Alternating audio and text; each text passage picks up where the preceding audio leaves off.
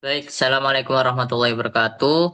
Perkenalkan nama saya Ilham Andrian Syah dengan NIM 163 231 005. Di sini saya akan menjelaskan hasil atau pembahasan dari tugas yang dengan materi time scheduling yang diberikan minggu lalu. Nah, di sini tugasnya terdapat soal yaitu eh, dengan dua tau satu dan tau dua. Nah, tahap satunya memiliki periode sebesar 5 dan juga executionnya sebesar 2. Untuk tahap 2 periodenya 7, executionnya 4. Nah, dari tabel soal di atas kita dapat mendefinisikan bahwa tahap 1 itu akan datang tiap 5 satuan waktu dan butuh CPU 2. CPU itu yang dimaksud CPU yaitu merupakan kapasitasnya itu sebesar 2 untuk tahap 1 ya. Nah, untuk tahun 2 itu akan datang setiap 7 satuan waktu dan butuh kapasitasnya itu cuma 4, lebih besar daripada yang tahun 1 tadi. Nah, untuk beranjak di algoritma-algoritma di bawah, kita harus menentukan hyper periodenya. Nah, gimana kita dapat menghitung hyper periodnya? Nah, kita dapat memperoleh hyper period dari KPK dari periode dari tahun 1 dan tahun 2 kita KPK kan. Ya, KPK dari 5 dan 7 kita dapatkan yaitu 35. Jadi simulasi schedulingnya nanti akan dilakukan dari waktu 0 sampai 34. Nah, berhubung ini diawali dengan angka 0 berarti nanti akhirnya nanti sampai 34 ini keliru 35 kan totalnya. Nah, berhubung diawali dengan 0 nanti akan berakhir sampai 0 sampai 34. Selanjutnya untuk utilitas dari kapasitas atau CPU-nya tadi kita dapat hitung menggunakan rumus yaitu utilitas sama dengan sigma dari execution-nya per periodenya tadi. Yaitu kita hitung ya dari 2/5 ditambah 4/7. Hasilnya yaitu sebesar 0,9714 atau jika dipersenkan menjadi 97% 14. Nah, utilitas CPU-nya ini tergolong cukup tinggi ya teman-teman, makanya itu cukup berat. Lanjut, pada tugas kemarin itu kita disuruh untuk mencari hasil dari ketiga algoritma, yaitu algoritma pertama ada round robin, rate monotonic, dan yang ketiga ada EDF atau earliest deadline first. Nah, kita bahas dari round robin dulu, yaitu berhubung di round robin itu tidak ada atau tidak ada nilai untuk kuantum time-nya. Nah, maka dari itu kita asumsikan bahwa kuantum time-nya itu sebesar 1. Nah, maka dari itu T1 tadi kan T1 kan akan datang tiap 5 satuan waktu. Berarti T1 akan mempunyai range di sekitar setiap 5 satuan waktu ya. Yaitu ada 0, 5, 10, 15, 20, 25, 30 sampai sampai 30 aja. Ini 35-nya kan nggak nutut sampai 34. Itu ya teman-teman.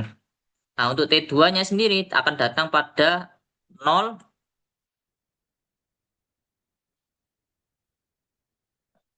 ini sampai 30 aja ya teman-teman. 30 aja ini juga. Oh ya, untuk T2-nya akan datang pada setiap kelipatan 7 yaitu ada 0, 7, 14, 21, 28 sampai 35. Langsung saja untuk berikut hasil gambar tabel hasil scheduling pada algoritma round robin. Nah, untuk per T sama dengan 0 itu akan diisi dengan T1 karena T1 kan merupakan yang paling kecil, yang paling pertama lah. Makanya dari itu T0 itu akan diisi dengan T1. Nah, berhubung tadi kita set quantum time-nya itu sebesar 1, maka dari itu untuk eh, periode selanjutnya itu akan diisi dengan T2. Itu teman-teman. Ada dua, terus habis itu periode T, T kedua akan diisi kembali lagi ke T1. Nah, selanjutnya, nah, berhubung di sini kan T1-nya kan udah memenuhi kapasitas dari T1-nya yaitu sebesar 2. Nah, ini kan udah dipenuhi di T2 dan T ke 0. Maka dari itu untuk T ketiga itu akan diisi oleh T2 di mana kapasitas T2 sendiri kan sebesar 4. Nah, di sini sebelumnya masih terisi, T2-nya masih terisi cuma satu doang. Berarti 4 kurangi satu kan masih ada sisa 3. Maka dari itu mulai dari T3 sampai T5 akan diisi dengan T2 teman-teman. Gitu. Oke.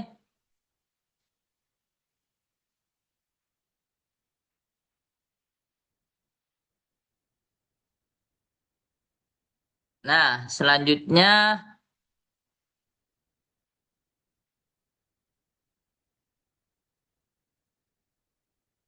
begitu juga seterusnya teman-teman. Pokoknya untuk analisis hasil dari round robin itu saling bergantian dibagi secara adil. Dengan kuantum kita asumsikan sebesar satu. Nah, begitu juga seterusnya ini kan 6. Nah, berhubung T2 kan udah gugur ya, udah memenuhi kapasitasnya 1, 2, 3, 4. Nah, maka dari itu untuk T ke-6 itu akan diisi oleh T1 lagi. Nah, berdasarkan algoritma eh, algoritma apa round robin ini berdasarkan hasil di atas itu kita bisa menyimpulkan bahwa algoritma round robin itu tidak peduli terhadap deadline, tidak peduli juga terhadap prioritas periodik dan hanya adil bergiliran, bergiliran akibatnya tas penting bisa terlambat dan konteks switch semakin banyak. Selanjutnya kita akan menganalisis untuk algoritma rate monotonic approach. Untuk algoritma rate monotonic ini menggunakan konsep ialah periode yang lebih kecil akan menjadi prioritas yang lebih tinggi. Contoh pada kasus soal ini kan P1 kan mempunyai periodenya sebesar 5 dan P2 sebesar 7. Ah, yang paling kecil kan 5, berarti si P1 atau T1-nya itu tadi nanti akan menjadi prioritas yang lebih tinggi. Nah, dua untuk dua task itu untuk dua task kita juga harus menghitung utilitas untuk rate monotonik di mana rumusnya sebagai berikut n ini yaitu nanti hasilnya sebesar 0,828 atau jika dipersenkan sebesar 82,8%. Nah, batas RM-nya kan sebesar 82,8% ya teman-teman. Sedangkan utilitas utilitas yang kita dapatkan tadi, yang kita peroleh tadi sebesar 97,14%. Nah, karena utilitas 97,14% ini tadi lebih besar daripada 0,82 secara teori, algoritma RM ini tidak akan menjamin schedulable dan pasti akan terjadi deadline miss. Nah, berikut merupakan gambar tabel hasil scheduling rate monotonik. Dengan tadi tahu satunya dengan prioritas tertinggi dan tahu duanya prioritas rendah. Seperti yang kita tahu tahu satu prioritas tertinggi maka kita dahulukan tahu satunya untuk T ke 0 sampai ke 1 itu akan diisi oleh T1 di mana kita dahulukan yang prioritas yang lebih tinggi dulu. Oke, CPU-nya kan udah habis ya. Kapasitasnya tahu satu kan sebesar 2. Nah, selanjutnya untuk T sama dengan T sama dengan 2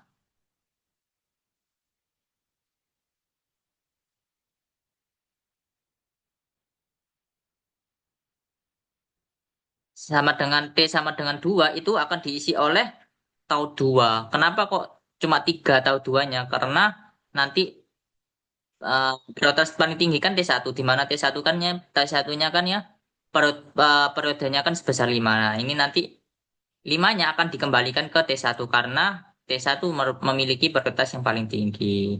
Nah, T1 untuk kelima dan keenam ini akan diisi dengan T1 dengan kapasitas 2. Makanya 5 dan 6 ini diisi dengan T1. Nah, begitu juga dengan eh, periode T ke-7 ini kembali lagi kan T1-nya kan kapasitasnya 2 udah terpenuhi kan. Kembali lagi ke T2 sebesar kenapa kok hanya diisi sebesar satu doang? Karena sisanya kapasitas T2 kan sebesar 4. Tadi kan udah diisi 3 1 2 3. Nah, sisa satu berarti di sini satu.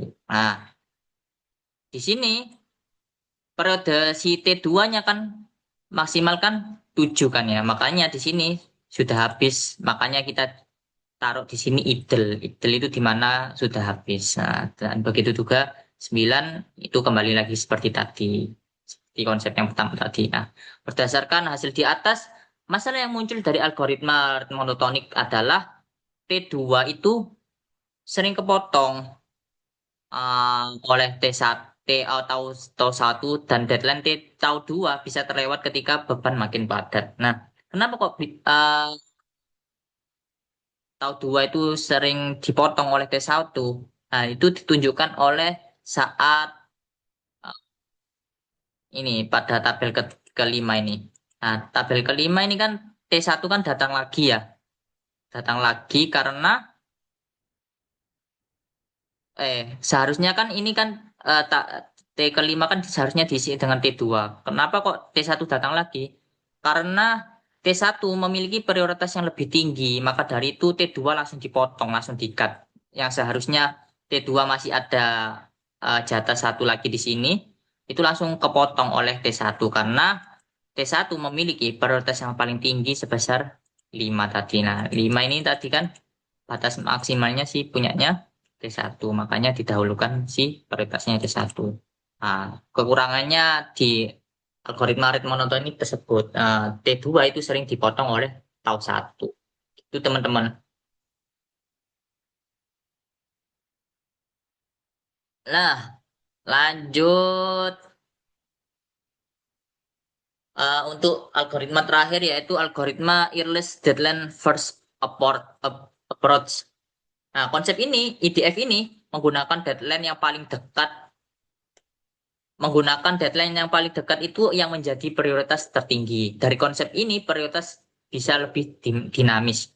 Syarat EDF sendiri, syarat EDF optimal itu jika utilitasnya lebih kecil daripada satu. Lah, berhubung nilai utilitas tadi di atas, yaitu yang sebesar 0,97 atau 97%,14 itu maka memenuhi syarat EDF yang optimal tadi, di mana 0,9714 tadi lebih kecil sama dengan satu.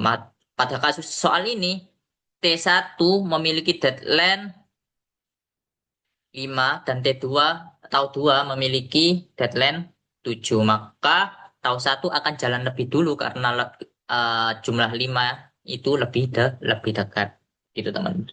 Nah, untuk di sini bawahnya itu merupakan tabel hasil dari scheduling dari algoritma IDF di mana kita bahas yaitu T0 itu akan diisi dulu oleh tahu satu. Kenapa kok tahu satu? Karena tadi sesuai dan kesepakatan tadi konsep dari IDF itu bahwa yang paling dekat yaitu kan 5, maka tahu satu akan didahulukan. Di sini tahu satu itu kan memiliki kapasitas 2, maka dari itu pada waktu ke 0 sampai ke 1 akan diisi dengan tahu satu. Nah, untuk selanjutnya itu dari waktu kedua sampai 5 itu akan diisi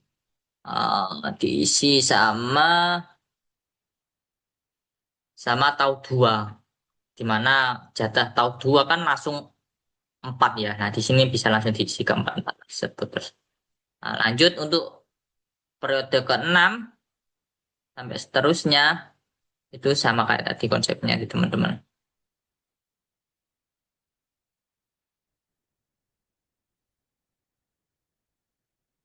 Nah, dari situ eh tadi kan tahu 2 kan sudah jalan ya selesai sebelum deadline ke-7. Nah, untuk tahu kelimanya atau kelimanya atau keenamnya, T1 baru sebenarnya datang. Nah, deadline baru saat itu tahun 2 masih deadline-nya masih ke 7 karena 7 lebih dekat maka T2 tetap lanjut. Nah, gitu teman-teman.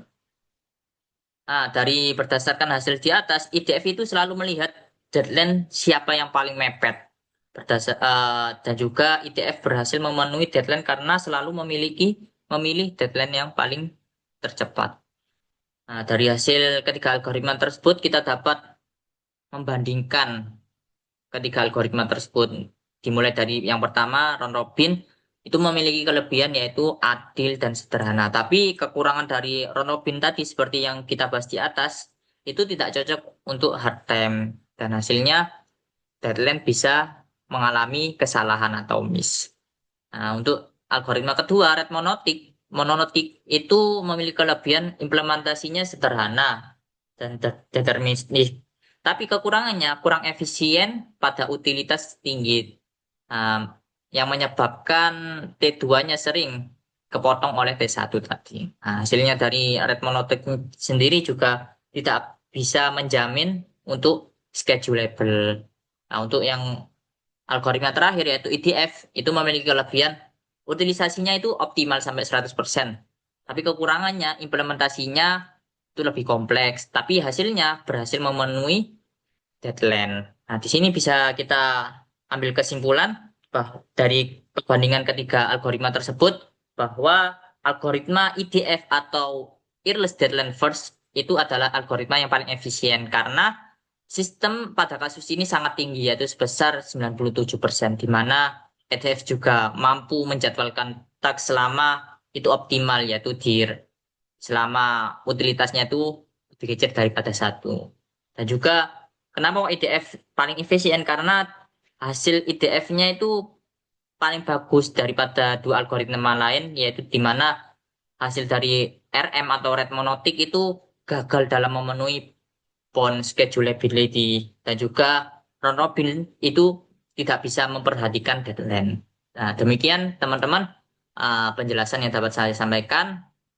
Kurang lebihnya saya pamit undur diri. Wassalamualaikum warahmatullahi wabarakatuh.